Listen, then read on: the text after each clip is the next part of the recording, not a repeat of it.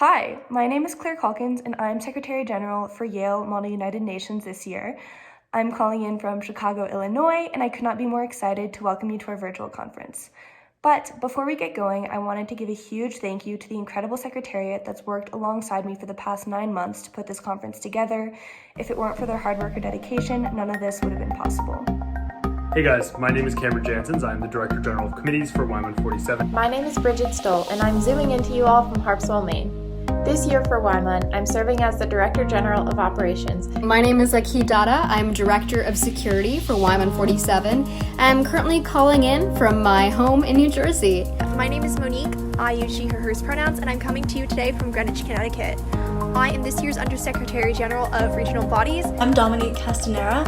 I'm the ASG for Regional Bodies, and I'm calling in from Dallas. My name is Francesca Nyokora, and I'm the Undersecretary General of General Assemblies, calling in from Paris, France. My name is Faisal Al-Sarawood. I'm the Assistant Secretary General of Committees for General Assembly, and I'm calling in from Riyadh, Saudi Arabia. My name is Devin. I'm currently in Allentown, New Jersey, and I'll be serving as one of your Assistant Secretary Generals of General Assembly Committees.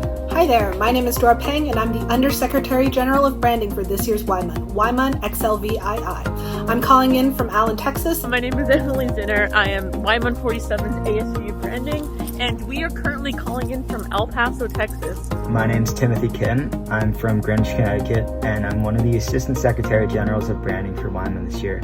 Hi, my name is Shazmina Khan. I'm from Princeton, New Jersey, and I'm also the Undersecretary General of Crisis Committees. My name is Spencer Stock, and I'm a Crisis ASG for this year's YMUN. My name is Mohammed Salem, and I'm one of the 2 Crisis ASGs for this year's YMUN 47.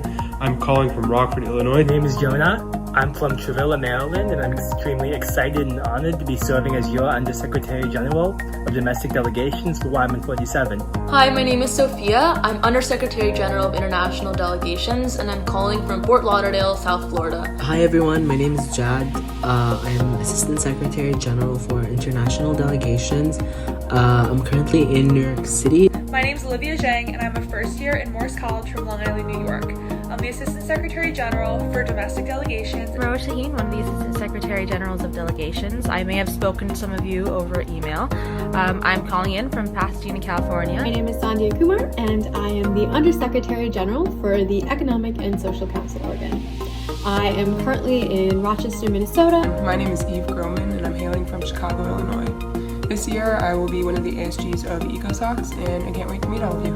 My name is Luis Cabana Flores. I'm one of the ASGs for EcoSoc and I'm zooming in from Sarasota, Florida. My name is Elisha Siddiqui and I'm the Undersecretary General of Outreach this year. I'm calling in from Edmond, Oklahoma. My name's Gabby and I'm part of the class of 2024. I'm the Outreach ASG. My name is Nick. I am this year's Undersecretary General of Business for YMUN. I'm currently in Atlanta, Georgia, working on the Georgia Senate runoff races, but I will be back home in Chicago shortly. Greetings, everyone. My name is Rayan Valaidon. I will be your Assistant Secretary General for Business for this conference, and I'm calling in from Yale's Old Campus, although I am originally from Mauritius. My name is Luca. I'm the Undersecretary General of Specialized Committees. I'm calling to you from Porto Alegre, Brazil. My name is Alex Abarca, and I'm one of your 2 Assistant Secretary Generals for Specialized Committees. I'm super excited to welcome y'all to YMUN 47, and I'm calling in from beautiful, sunny Southern California. My name is Amy Proman, and I will be the 2nd Assistant Secretary General for the Specialized Committees.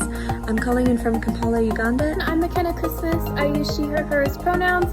I'm from Fredericksburg, Virginia, and I'm this year's Undersecretary General of Conference. Hi, my name is Maya. I'm the Assistant Secretary General of Conference.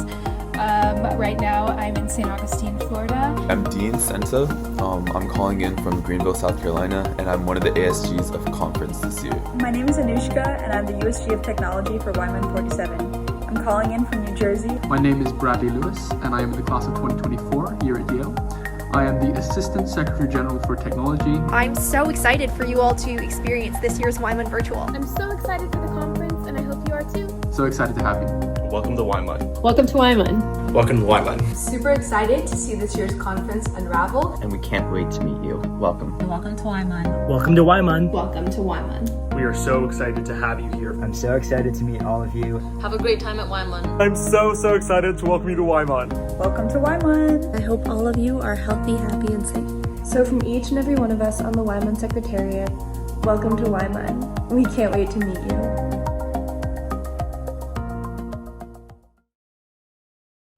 Delegates, advisors, parents, and whoever else may be watching our first ever virtual opening ceremonies, welcome to YMUN 47.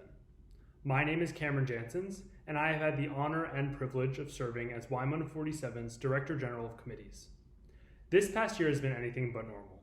If you were to tell me 1 year ago that in a year I would be at home running a virtual YMUN because of a global pandemic, I would have just laughed it off. With that said, here we are, distanced, but together as a community. I owe a deep amount of gratitude to the entire YMUN staff, specifically the committees team. Over the past 6+ months, we have designed an entire conference curriculum, recruited over 150 Yale students to serve as chairs and vice chairs, and navigated the daily challenges of transitioning to a virtual platform.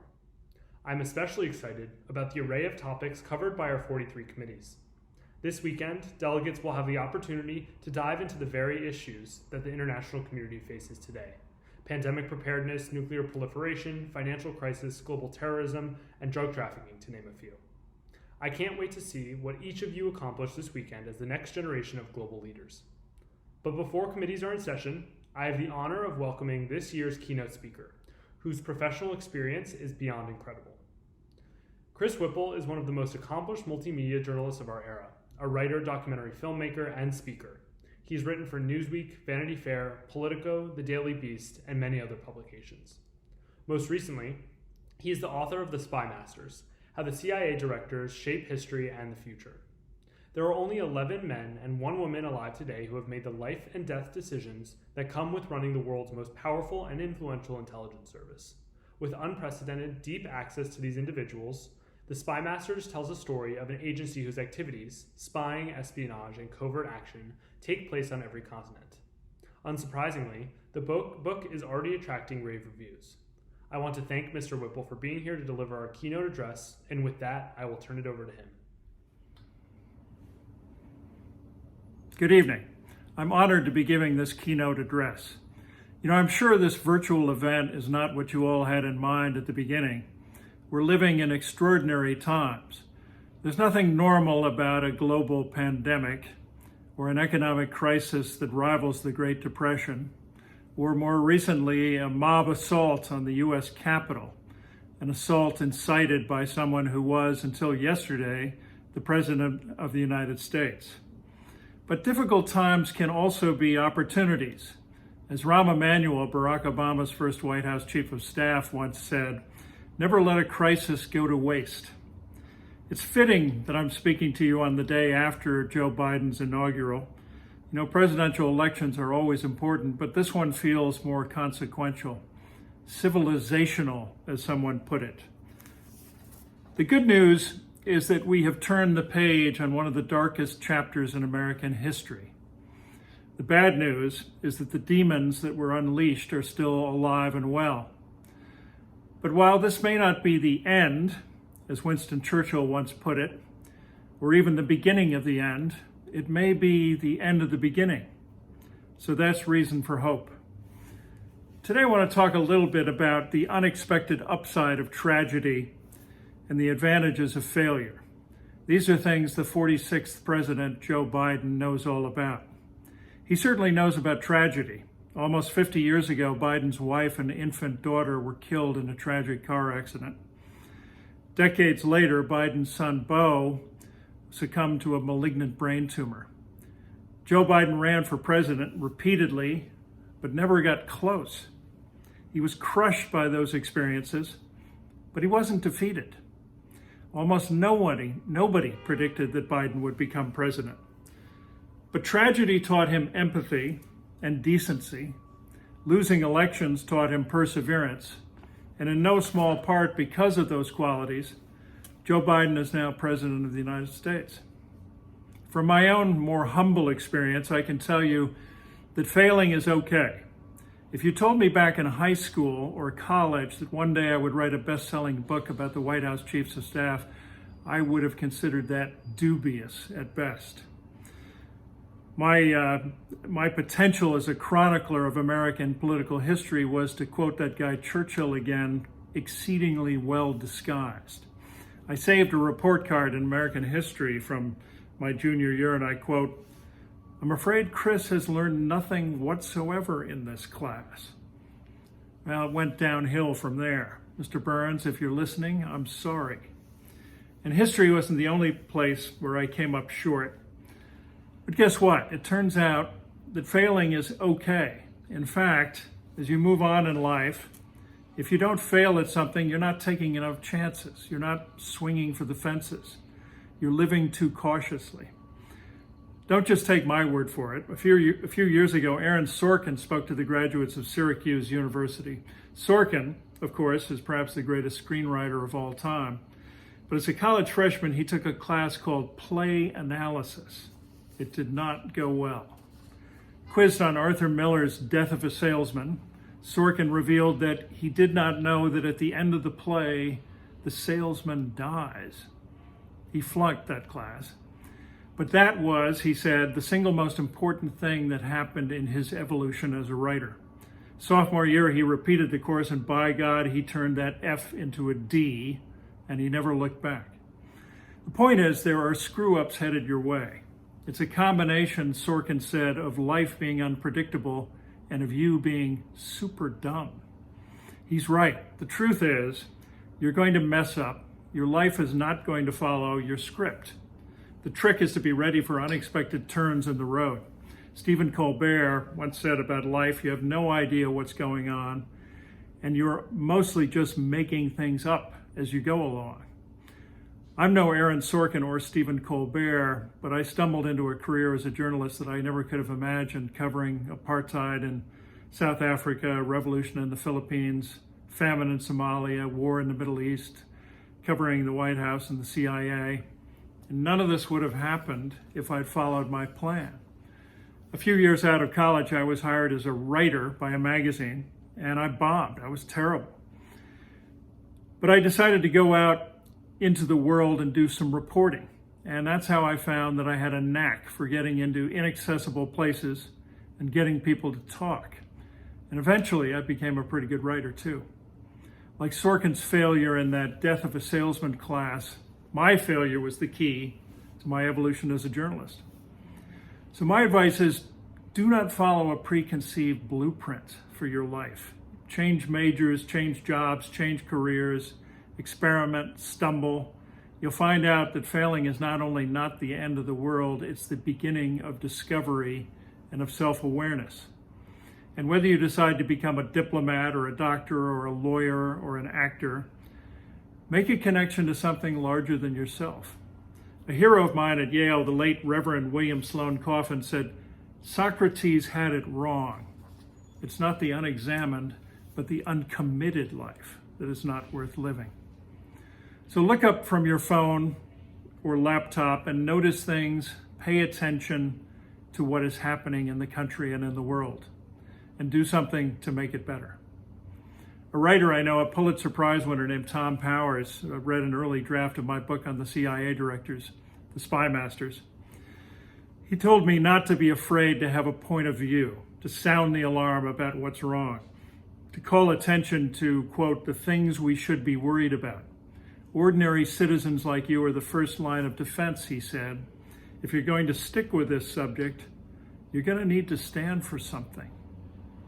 Stand for something. That was great advice for someone writing a book, and it's good advice for living a life. Let me say a word or two about what happened over the last 4 years in Washington, D.C. A lot of damage has been done, not just to the rule of law, but to science and facts and decency and the whole idea of governing. The certification of a free and fair election was almost snuffed out by a mob.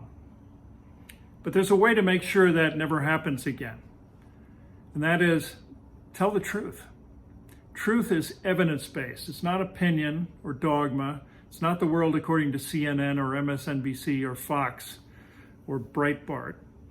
I don't care if you're a Democrat, Republican, libertarian, anarchist, or egalitarian. You are entitled to your own beliefs, but you are not entitled to your own facts, to paraphrase the great Daniel Patrick Moynihan. Without facts and science and a shared body of truth, we cannot solve problems or pass laws or defend against enemies or pandemics. And there's nothing that complicated about it. The truth is mostly knowable. It's mostly discoverable. By contrast, the falsehoods that spew from our ex-president and his followers are so obviously false that not even his Republican enablers pretend to believe them. The COVID-19 virus will not magically disappear. Barack Obama was not born in Kenya. The DNC server is not hiding somewhere in the Ukraine. The election was not stolen by Hugo Chavez or by Dominion voting machines. Our current polarization is not a contest between legitimate versions of the truth. It's a contest between hostile tribes, only one of which respects facts. But as Rahm Emanuel said, a crisis can be an opportunity. This one, the COVID-19 virus, has come with a terrible cost in lost lives and destroyed businesses and changes to our way of life. But pandemics can be clarifying. This one has revealed things we should have been paying more attention to before. Egregious inequality in our healthcare system, our economy, and our society. And it has shown us something else, that the truth matters. Truth took a beating when the White House press secretary lied about the size of the 2017 inaugural crowd. It suffered another body blow when the White House chief of staff said there was nothing wrong with withholding aid from allies in return for political dirt. So get over it. The truth died again when the president said the coronavirus will disappear like magic, that 15 cases will go to zero. And then there was the big lie, as dangerous as those that were told by the fascists in the 1930s, that a free and fair election had somehow been stolen. But it turns out facts are stubborn things. They cannot be defeated by insults or tweets or name-calling. This time, state officials and election public servants stood up to intimidation by the President of the United States. Capitol Police, outnumbered by armed hooligans, put up enough resistance to prevent an assault from becoming a catastrophe. Politically, the attack on the U.S. Capitol was as clarifying as the pandemic. because politicians were forced to go on the record as supporters of democracy and truth, or of autocracy and lies. 10 members of Congress voted to impeach the man who lit the match of the insurrection. More than 100 voted to appease the mob and advance their careers. Many of you will face a similar choice during your careers. Don't make the wrong one. The other day, a Facebook friend posted this. This year, he said, we've seen the worst.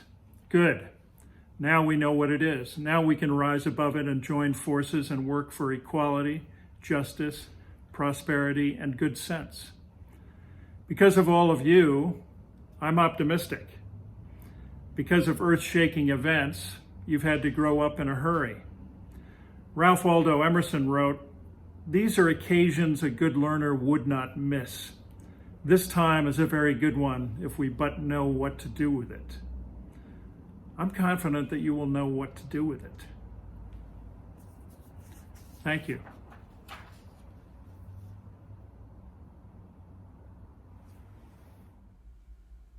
Thank you so much, Mr. Whipple. Your wisdomous words are always a pleasure and inspiration to hear. I have just recently finished reading your latest, The Spy Masters, and I would like to personally echo Cameron's praises of it. I strongly encourage delegates and advisors alike to add it to the top of their reading lists, and I welcome everyone to use the link for purchase available on our platform homepage.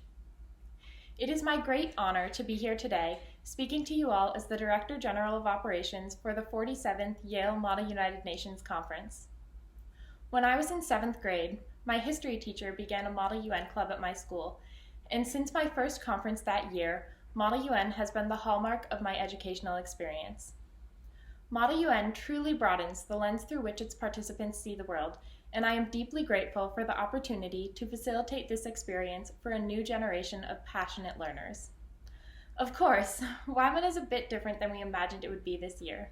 However, the core of our mission, education and global understanding, remains the same, and I commend each delegate and advisor here today for dedicating their time and effort to this worthwhile pursuit. I would like to extend my heartfelt thanks to the entire Secretariat, particularly the operations team, for their hard work, which is vital to making YMUN a reality. Despite being scattered across the country and world this fall, our team remained committed to YMUN, especially our lovely Assistant Secretary Generals joining YMUN in their unusual first semester at Yale. I am proud to say that rather than dwelling on the disappointment of transitioning to a virtual conference, our team has innovatively fostered a plethora of positives.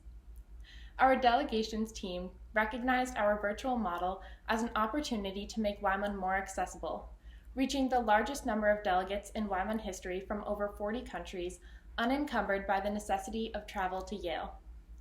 Our conference team jumped into organizing a virtual Yale Day, expanding the scope of our offerings to give a full picture of the Yale community, incorporating professors, student groups, and virtual tours of various campus highlights. This weekend is the culmination of over 10 months of preparation, and I think I speak for the entire Secretariat when I say we are so thrilled to welcome you here. Now, I am pleased to introduce our nonprofit partner, Relief International, whose efforts around the world are second to none. For over 60 years, Relief International has provided life-saving humanitarian aid. In addition to supplying necessary survival supplies, Relief International works to develop educational programs, build critical infrastructure, and restore job opportunities to fragile settings. Employing over 7,300 staffers and volunteers, Relief International regularly partners with governmental bodies like the European Commission and World Food Programme. Much of this amazing work is credited to Nancy Wilson, Relief International's CEO and president.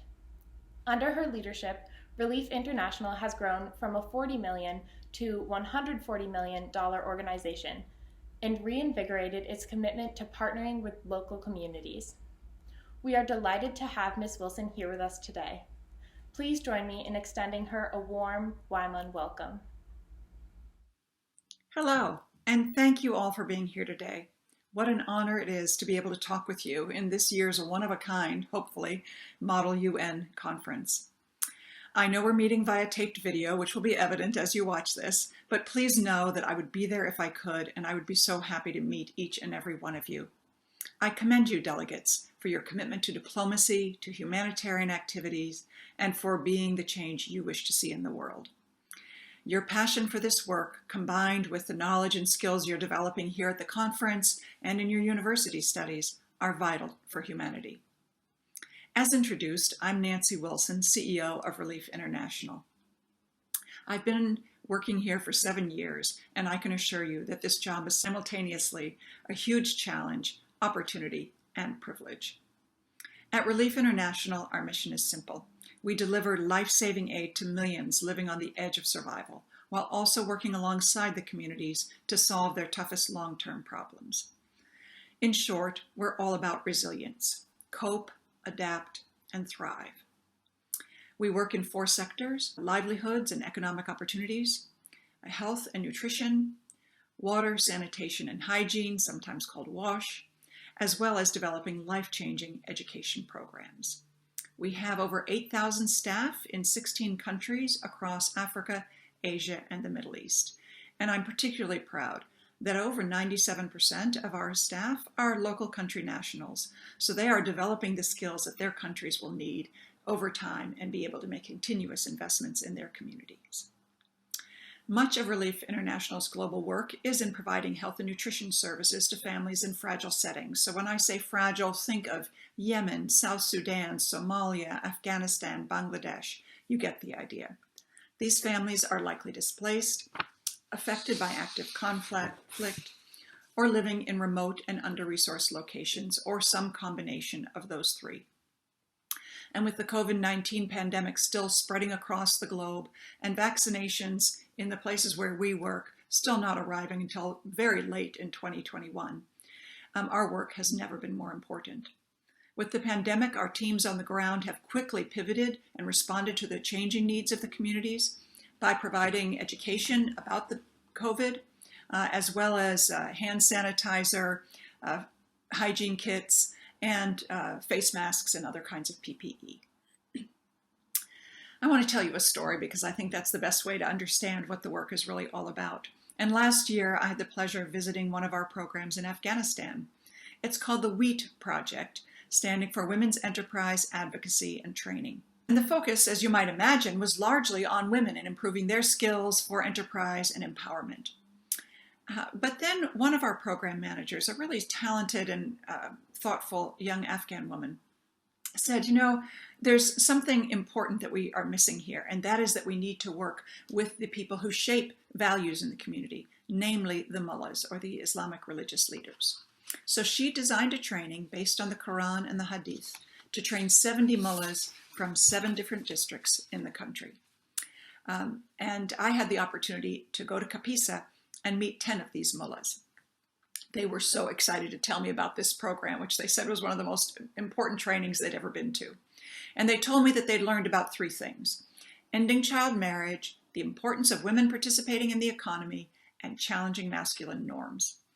In fact, they got so excited, one of them raised his arm and showed me a burn mark he had on his hand from grazing a hot pot when he'd been cooking with his wife, something that was new to him after doing this training. Another talked about how the mullahs control all the weddings, and so if someone asks them to perform a marriage, they now ask, which they didn't do before, what is the age of the boy and the girl, or man and woman getting married? And if they're too young, they counsel the family on why it's important to wait so that the children can advance their education, grow in health and well-being, and be longer-term contributors to their communities. To say that this was an incredible moment to hear their appreciation is an understatement. But what was also important is that it went beyond being a good story. A year and a half later, we've got an evaluation that was done, interviewing many of the mullahs who participated, as well as members of their communities, about the changes in attitudes. And the mullahs indicated that their values that they'd learned, the ideas that they'd learned in the training, were still important to them, and they were still preaching those in their Friday prayers and to their communities. And many of the male members of their communities now talked about how they were making it important for their daughters to be able to continue their education into a further degree than previously. Now, whether in Afghanistan, Yemen, Lebanon, Syria, or beyond, we are proud to partner with people living in the world's most vulnerable settings to provide both the services of the humanitarian community as well as the capacity building of the development community. As humanitarians, we must have an unwavering commitment to improve lives, and you have made this possible through your support. So thank you very much. I hope you will take this opportunity to become more familiar and involved with Relief International. I invite you to explore our gorgeous website at ri.org, where you can visit the fragile places where we work and see our programs in action. Sign up for our newsletter and get updates straight to your inbox. Contribute financially. Any amount is helpful, and we appreciate every bit of support that we get. And lastly, follow us on social media and share the social media with your friends. We are so grateful for your support of our work helping people in vulnerable communities to build a better future for themselves. On behalf of all of us at Relief International, thank you so very much.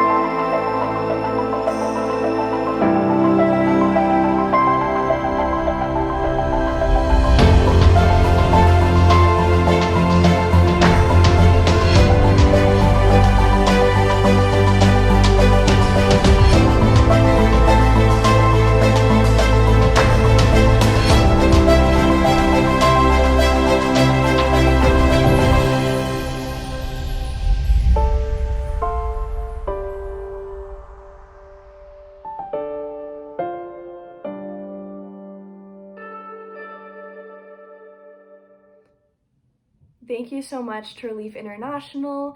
We're so excited to have had you as a part of our conference. Thank you for the work you do nationally and abroad, and thank you so much for working alongside us for the past couple months. And hello! It's with utmost joy and excitement that I welcome you to the 47th iteration and first ever virtual iteration of Yale Model United Nations. My name is Claire Calkins, and I have had the honor of serving as Secretary General of YMUN this year. And before I bang the gavel to open the first committee session of Yale Model United Nations for this year, I would love to share a little bit about the Secretariat's journey in planning this conference, and then offer you some insights on how you as delegates and advisors can make the most of it. It's been a crazy year, to say the very least. Back in January 2020, last year's iteration of YMUN was cut short by a day due to a suspected COVID case. At that time, little did we know what the year had in store for us regarding COVID-19. Later on, in July 2020, the Secretariat of YMUN and I decided executively that we should transition to a virtual model. We were one of the first Northeastern major high school conferences for Model UN to transition to that virtual model, and we were so excited to serve as trailblazers in that regard. Since July 2020, the Secretariat and I have been working hard to bring this virtual conference to life because of our commitment to advisors and delegates, because of our commitment to the practice of diplomacy, and because of our commitment to education. It's because of this hard work that we are confident in the experience that we've built for YMUN this year, and we're so excited to welcome you to experience it. This year, not only have we been planning a virtual conference, but amidst the COVID-19 pandemic, the world has progressed and seen issues that are in desperate need of solving. We have lived through a continued global pandemic. We have seen the rise of, strengthened, and supported the Black Lives Matter movement around the world, and we have seen change and threat surround us. Because of this, for many young people such as ourselves, these events have forced us to question our assumptions about the international system and to question our worldviews. Amidst this crazy time, I challenge you to see these events as an opportunity and as a reminder to understand the responsibility that you all have as young people, as bright thinkers, as future diplomats, and as leaders. use virtual YMUN as an opportunity to work alongside fellow delegates to learn about new ideas and perspectives. While COVID-19 may force us to distance, YMUN is an opportunity to work together, to bring new voices together, to start conversations that can lead towards global change. So yes, to say the very least, YMUN this year will be different. Instead of greeting one another while walking to committee session on Yale's campus, you'll be interacting through Zoom breakout rooms. Instead of attending the delegate dance at the Omni Hotel in New Haven, Connecticut, you'll socialize through delegate social hours and trivia games. But because of our virtual conference, we've seen a lot of opportunity. We have seen more delegates attend than ever before. These delegates are coming from more countries than ever before. We have around 2,000, over 2,000 delegates here from 40 different countries, zooming in and contributing to the electric, quite literally, debate at YMUN 47. It is this diversity of skill, of passion, of perspective that each delegate brings to committee session that contribute to the quality of debate that we see yearly here at YMUN. And on behalf of the entire Secretariat, we are so excited to welcome each and every one of you to our conference.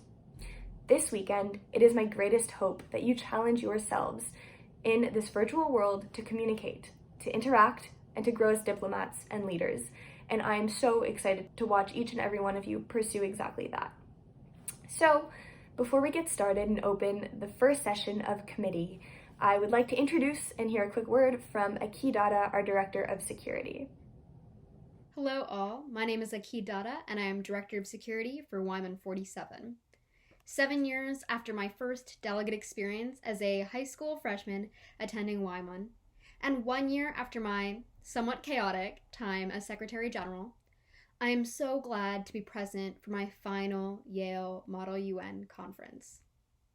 As Director of Security, I want to take a moment to discuss the community guidelines for our next few days. Here at YMUN, we value respect and inclusivity, sportsmanship, honesty and integrity, and accountability. Following all of these community values will establish an environment that supports effective communication and problem solving. We want everyone to have a good time while also feeling comfortable in participating to get the most of this experience. To this end, we have a few virtual policies in place this year. Just as in previous years, students would report inappropriate notes or behavior, this year we have an anonymous reporting feature on the Help tab of the website where students can upload screenshots of reported behavior. I will be monitoring all submissions and we will have a no tolerance policy for bullying and harassment. Following each committee session, Secretariat members will also be reading through all committee Zoom chats to monitor for this. Additionally, delegates, if you ever need assistance during the conference, please head to the admin room where there will be plenty of staff to assist you.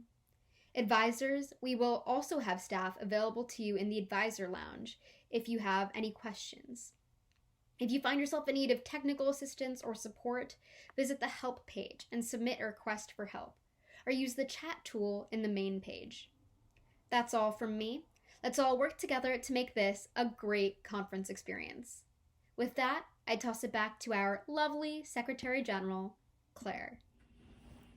Thank you so much, Aki, and thank you to the entire Secretariat, to our nonprofit partner, to our keynote speaker, to our platform partner, Classrooms.Cloud, for your hard work and dedication in planning YMUN 47. It's been an honor to work alongside each and every one of you.